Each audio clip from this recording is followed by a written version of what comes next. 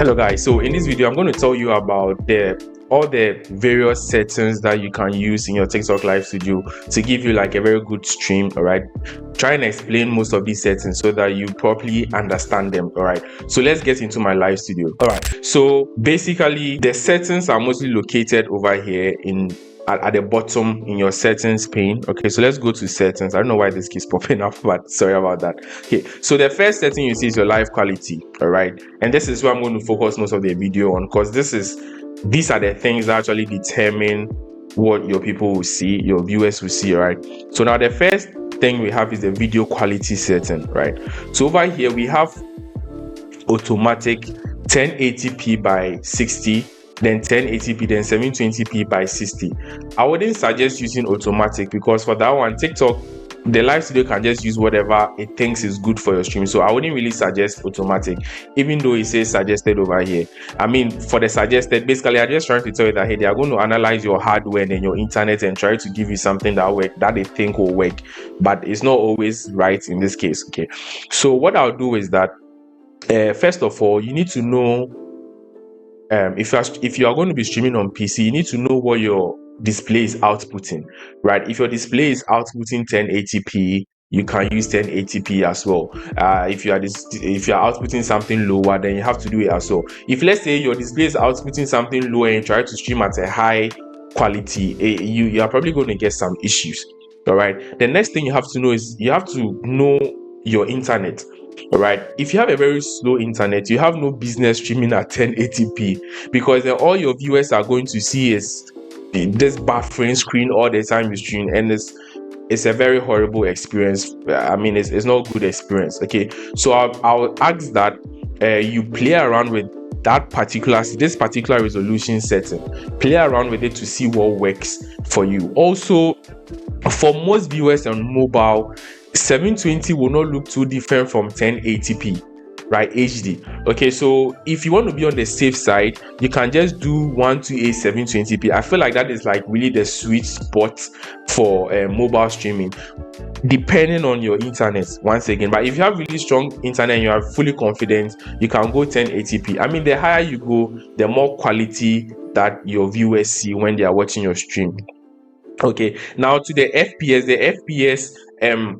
that 30 frames per second or 60 frames per second, that one shows like it'll make, the higher it goes, the smoother your stream feels, especially if you are playing a game like Call of Duty and then you are moving the guns very fast. You don't see like all of this blurry stuff and all of those things in the stream. Okay, so for that one, I'll advise that you try and do 60 FPS. It gives a smoother feel to your stream. Okay, now the other one is the video bitrate. Now the video bitrate, anything between 4,000 and 6,000. It also depends on your video quality, but anything between 4,000 and 6,000 is your sweet spot. All right, now the video bitrate too affects the quality. If it is too low, your stream will not look too good and stuff like that. Okay, so consider something between 4,000 and 6,000, right? If you are feeling very, very confident, you can go 7,000, but I think normally I use just about 5,000 or 6,000 if I feel like I'm really in a good spot.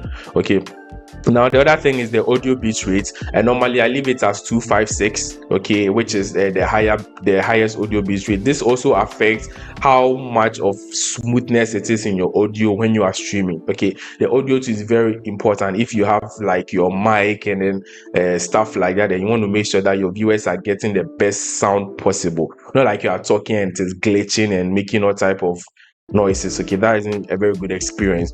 Now the last thing is the encoder. So for the encoder, it depends on what PC you are running. If you have the NVIDIA graphics card or you have the NVIDIA encoder, you can use that.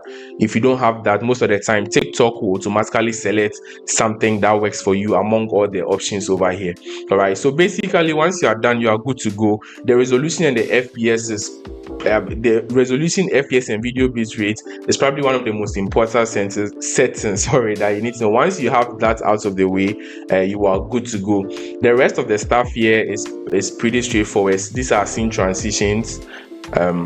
Scene transitions to show how your scenes will be switching between each other when you move across them, so I can choose a variety of transitions that I want. Okay, so anytime I'm switching, something like this will pop up there and stuff like that. Okay, so these are very just things for beauty, right? Not really the actual quality of the footage that you are capturing. Now the record button, the record shows where you are going to have to store whatever you record in TikTok Studio. So sometimes when you're streaming, you want to be able to record, and then later on you can edit some of your recorded streams and then post it again as shorts or something like that on other social media platforms. So you need to have where you save these recordings to.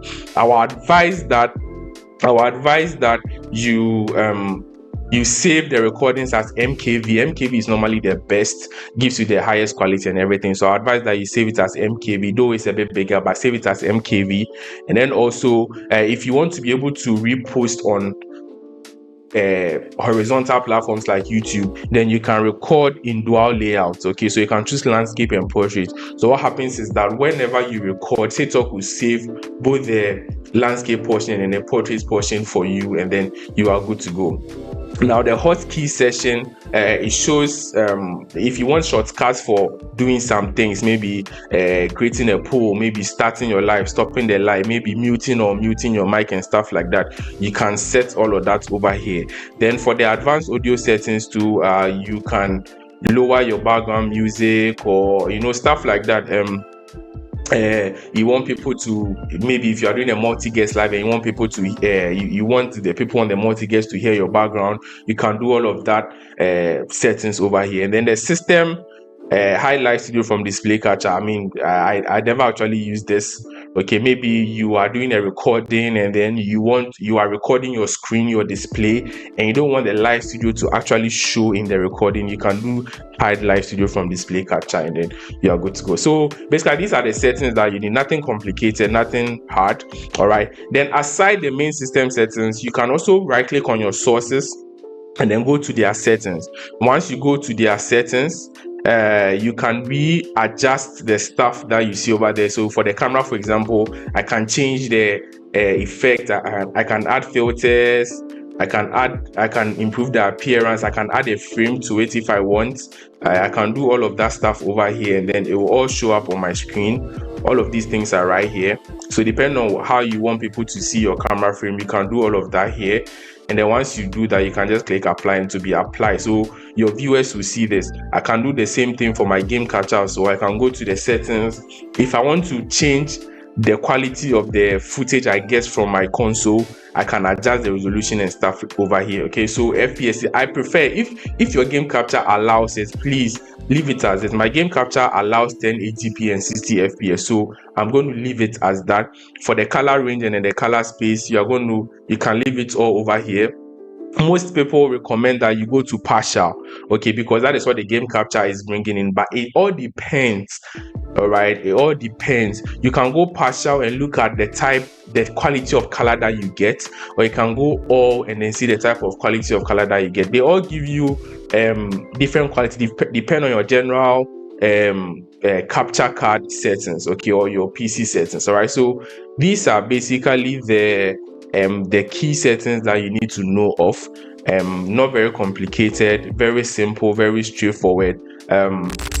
Just have to tinkle with it here and there to make sure that you get what works for you. Sometimes what works for someone is different from what works for another person.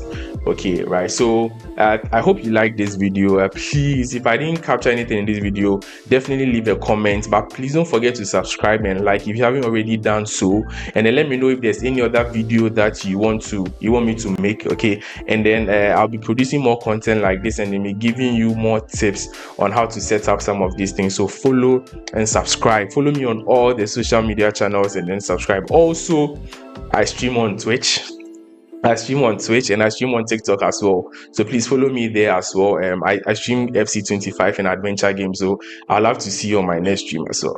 So all right, thank you so much for watching this video, and I hope to see you in the next one. It's bye for now.